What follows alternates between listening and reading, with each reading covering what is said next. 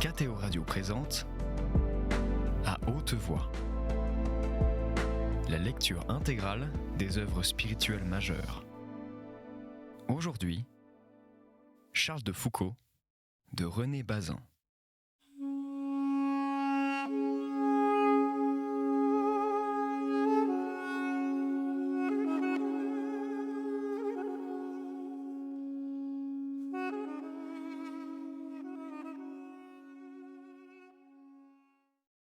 Il se trompait sur les motifs qui le poussaient hors de la trappe.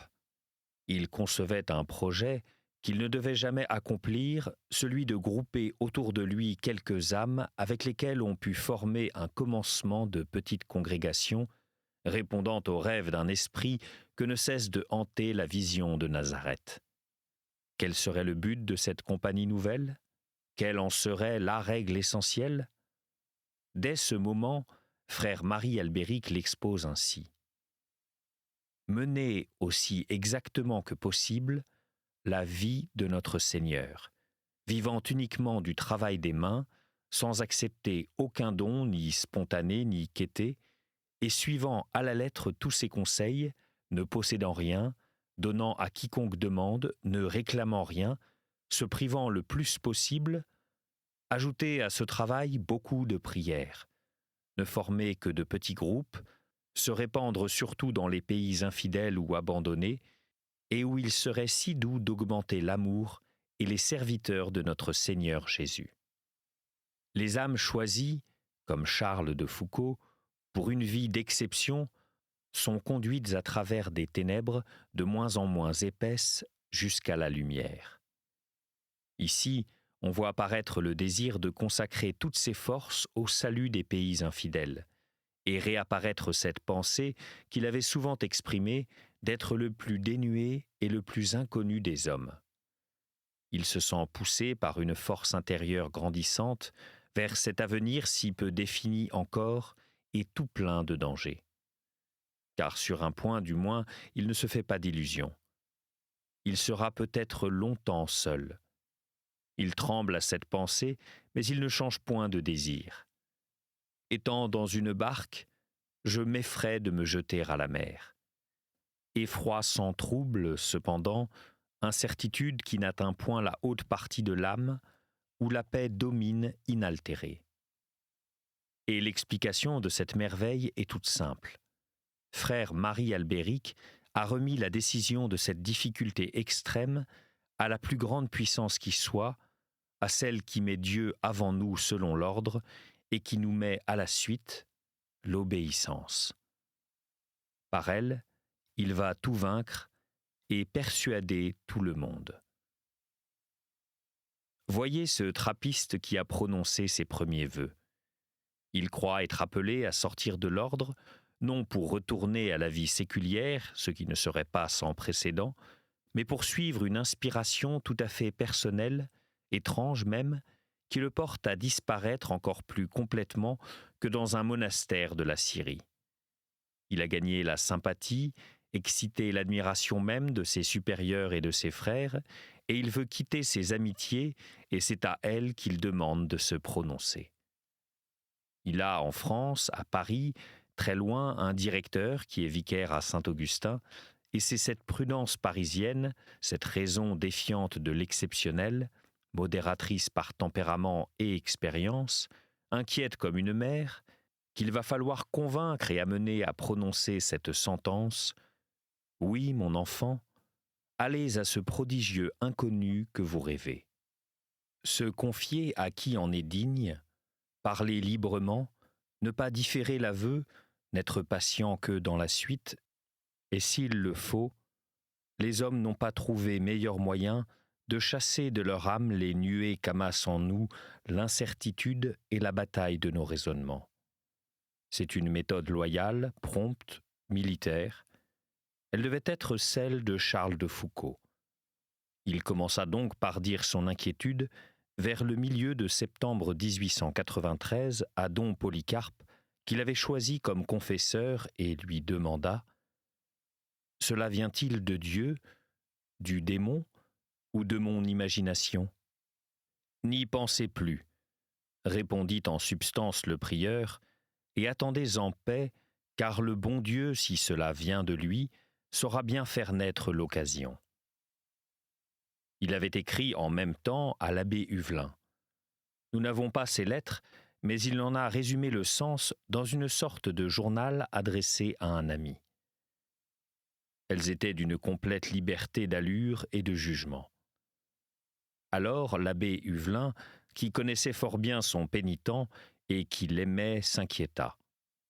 Sans garder le moindre espoir de maintenir à la trappe cet homme extrême en ses désirs, néophyte chez qui il observait une espèce de recherche agitée de la perfection, il essaya de retarder le dénouement de la crise intérieure. L'idée que Charles de Foucauld pouvait être appelé à suivre la vocation des pères du désert entra peu à peu dans son esprit, mais avant d'en être persuadé, avant de le dire, il devait combattre un projet qui avait les apparences d'une aventure, d'une de ces aventures, il le savait, où les âmes les mieux douées peuvent se jeter de bonne foi et périr. Voici quelques fragments des nombreuses lettres qu'il écrira dans les mois qui suivront l'aveu de frère Marie Albéric. Elles disent la souffrance que causait à ce prêtre au cœur si tendre l'événement dont il sentait l'ombre déjà s'approcher comme celle des nuées d'orage. 29 janvier 1894. Continuez vos études de théologie au moins jusqu'au diaconat. Vous appliquez aux vertus intérieures et surtout à l'anéantissement. Pour les vertus extérieures, les pratiquez dans la perfection de l'obéissance à la règle et à vos supérieurs. Pour le reste, on verra plus tard. Au surplus, vous n'êtes pas fait, pas du tout fait, pour conduire les autres. 29 juillet 1895, à un tiers. Il ne restera évidemment pas.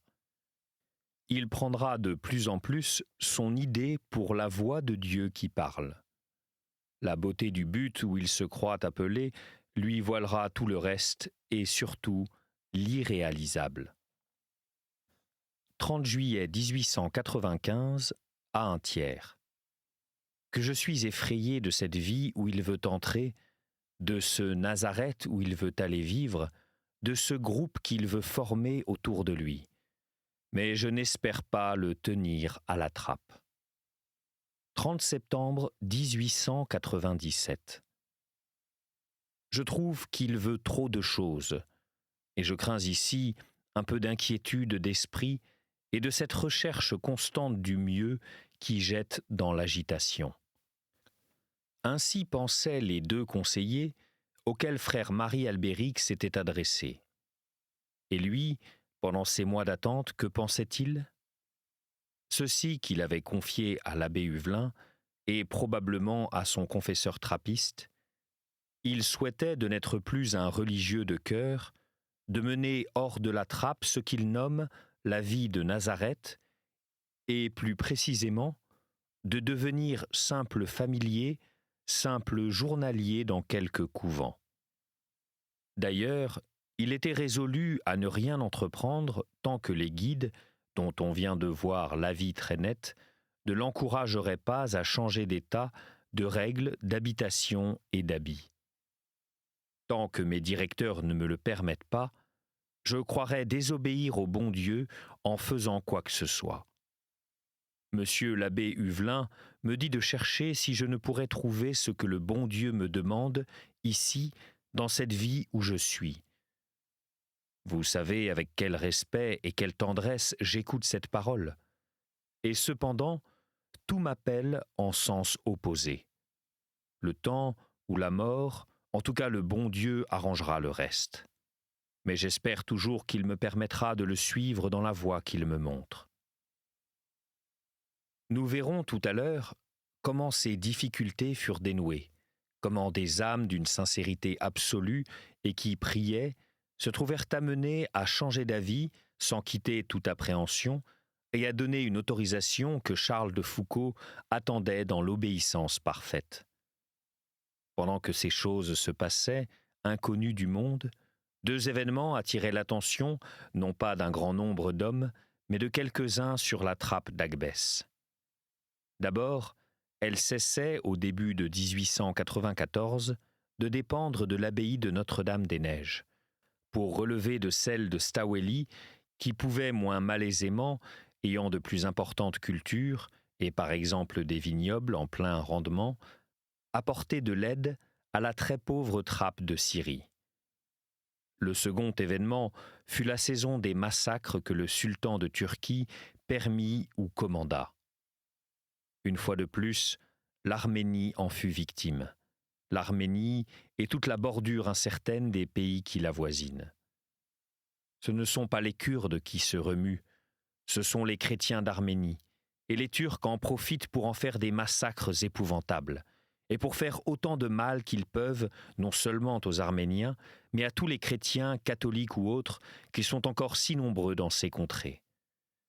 Autour de nous, il y a eu des horreurs, une foule de massacres, d'incendies, de pillages. Beaucoup de chrétiens ont été réellement martyrs, car ils sont morts volontairement sans se défendre plutôt que de renier leur foi. Il reste dans ce malheureux pays une misère effroyable. L'hiver est très rigoureux. Je ne sais comment ces malheureux, desquels on a brûlé les maisons et pris tous les biens, feront pour ne pas mourir de faim et de froid. Je vous écris pour vous quêter, non pour nous, à Dieu ne plaise, car je ne serai jamais assez pauvre, mais pour les victimes des persécutions. Par ordre du sultan, on a massacré près de 140 000 chrétiens depuis quelques mois. Dans la ville la plus proche d'ici, à Marash, la garnison a tué 4 500 chrétiens en 2 jours. Nous, Agbès, et tous les chrétiens à 2 journées à la ronde, nous aurions dû périr. Je n'en ai pas été digne. Priez pour que je me convertisse, et que je ne sois plus repoussé une autre fois, malgré ma misère, de la porte du ciel qui s'était déjà entr'ouverte. Les Européens sont protégés par le gouvernement turc, de sorte que nous sommes en sûreté. On a même mis un poste de soldats à notre porte pour empêcher qu'on nous fasse le moindre mal. C'est douloureux d'être si bien avec ceux qui égorgent nos frères. Il vaudrait mieux souffrir avec eux que d'être protégé par les persécuteurs. C'est honteux pour l'Europe. D'un mot, elle aurait pu empêcher ces horreurs et elle ne l'a pas fait. Il est vrai que le monde a si peu connu ce qui se passait ici, le gouvernement turc ayant acheté la presse, ayant donné des sommes énormes à certains journaux pour ne publier que les dépêches émanant de lui. Mais les gouvernements savent toute la vérité par les ambassades et les consulats. Quel châtiment de Dieu ne se prépare-t-il pas pour de telles ignominies ? Je viens vous appeler à notre secours, pour nous aider à soulager, à empêcher de périr de faim plusieurs milliers de chrétiens échappés au massacre et réfugiés dans nos montagnes. Ils n'osent sortir de leur retraite de peur d'être massacrés. Ils n'ont aucune ressource. C'est notre impérieux devoir de nous priver de tout pour eux, mais quoi que nous fassions, nous ne pourrons suffire à de tels besoins. Enfin, pour compléter le portrait de Charles de Foucault pendant cette période si troublée, en tant de manière, et puisque nos âmes sont à nous-mêmes un mystère, puisqu'elles peuvent être heureuses et souffrir au même moment, vaste domaine, avec l'orage en bas et quelques brumes au-dessus et le clair tout en haut, je citerai ce billet écrit par frère Marie Albéric à Monsieur de Blic, nouvellement installé en Bourgogne au château de Barbiret. C'est le bonheur de la campagne de pouvoir s'y entourer de ceux qu'on aime.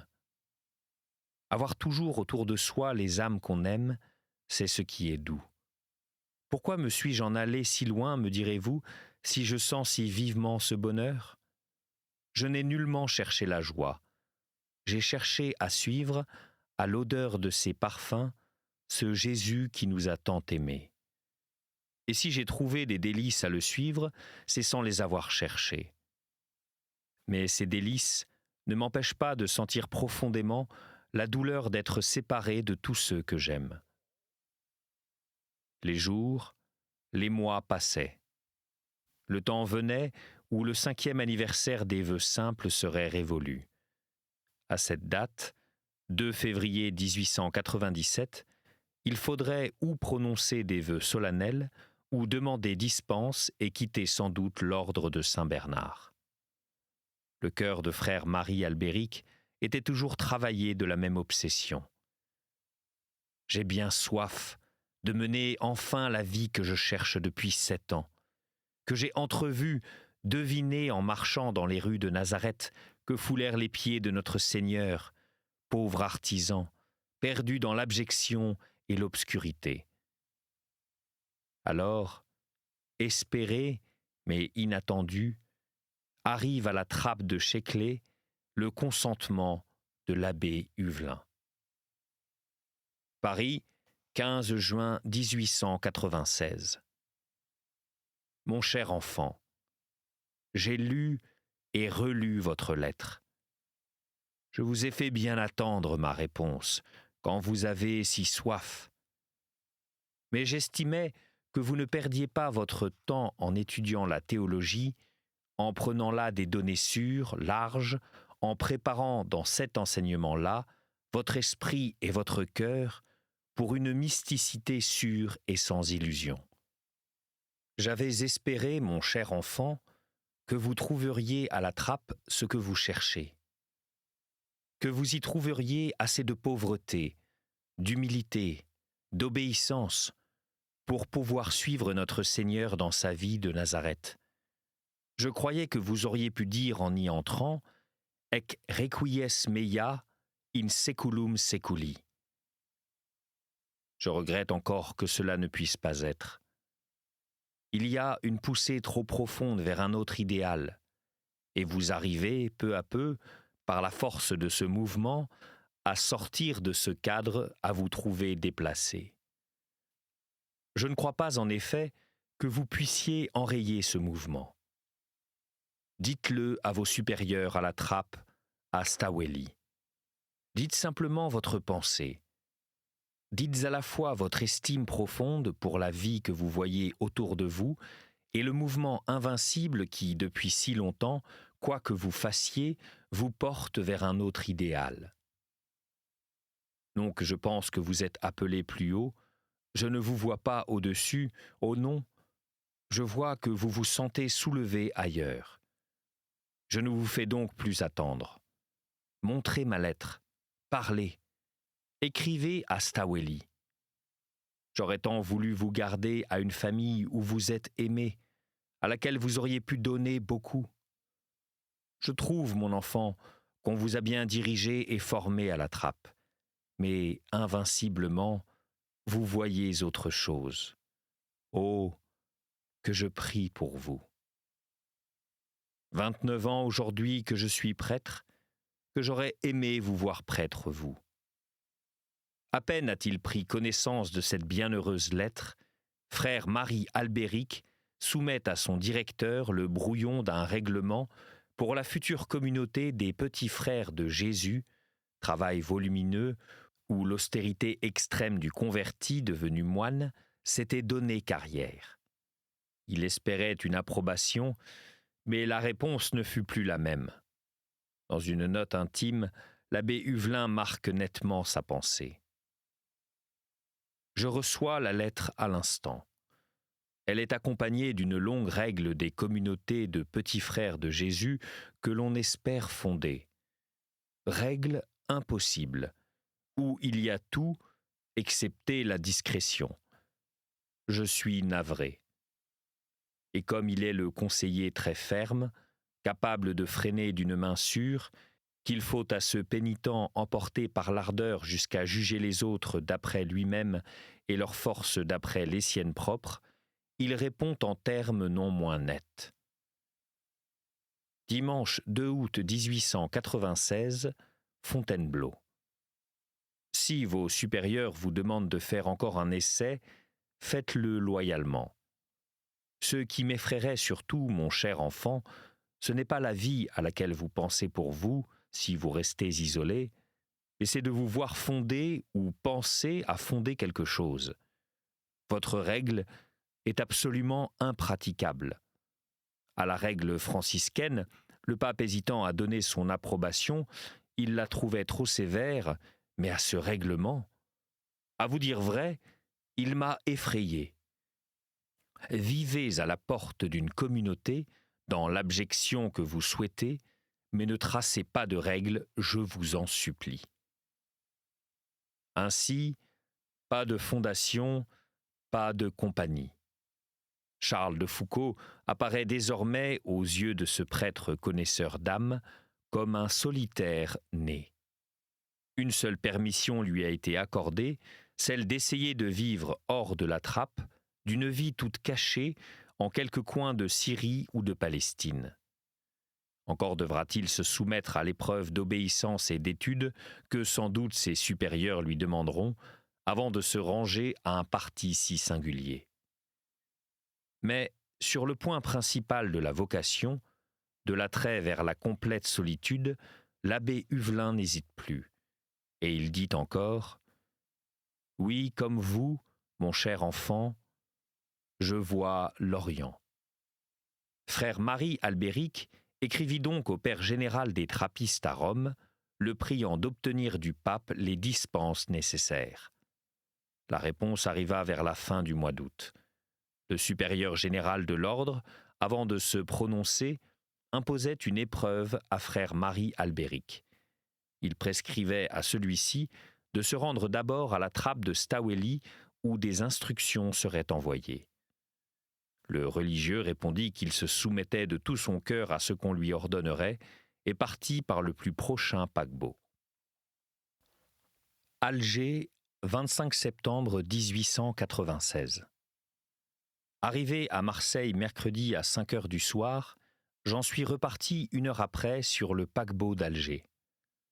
Songez au temps que j'ai passé en Algérie, à la vie que j'y ai menée, à mon impiété absolue d'alors, demandez pardon pour moi. Il se rend tout de suite à la trappe de Staweli, et voici ce qu'il apprend. 12 octobre 1896. Je veux vous dire tout de suite une nouvelle qui vous causera beaucoup de joie. L'épreuve qui m'est imposée est d'aller étudier la théologie à Rome pendant environ 2 ans. Je pars dans 15 jours vers le 25. C'est le père Louis de Gonzague qui a décidé cela dans sa grande affection pour moi. C'est un grand bienfait de me faire boire ainsi à la source la plus pure de l'enseignement religieux, et cette faveur s'accorde rarement dans notre ordre. Je serai à Rome avec 7 autres religieux, à la maison Généralis, où nous vivrons sous la surveillance du révérendissime Père Général et de son conseil. Nous irons de là assister aux cours du collège romain. Vous sentez que mes désirs ne sont nullement changés, ils sont plus fermes que jamais. Mais j'obéis avec simplicité, avec une extrême reconnaissance et avec confiance qu'à la suite de cette longue épreuve, la volonté de Dieu se manifestera, bien clairement, pour nous tous qui n'avons qu'un seul désir, connaître la volonté de Dieu pour la faire quelle qu'elle soit, et nous y jeter de tout notre cœur et de toutes nos forces. L'obéissance, la simplicité de cœur, éclatent dans cette acceptation de l'épreuve imposée. Le Père général ne cherchait pas autre chose, comme l'événement le prouvera par la suite. Mais Charles de Foucauld n'en savait rien.